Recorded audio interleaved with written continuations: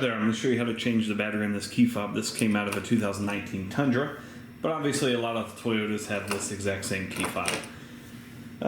Here's what you need. You need a flat blade screwdriver, about this size, works pretty well, and then also your replacement battery.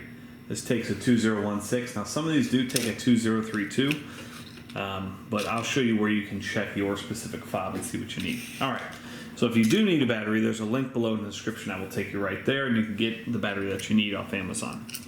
Alright, so first order of business, on this key fob right at the top here, there's a little notch, so right there. So stick your screwdriver in it and just kind of rock it back and forth. And then that will get you here. Okay, so all the guts are in this, and you can basically just pull that out. And if you need to replace any of the buttons, that's how you get to that.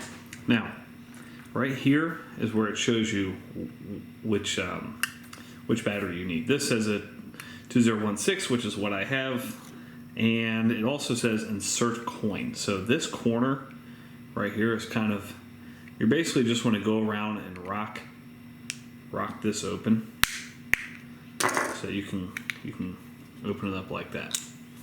Okay, next order of business, gently you want to kind of push that out like that. All right, take out your old battery, then you take your new battery, positive side facing up, slide it in like that, and then put your cap back on.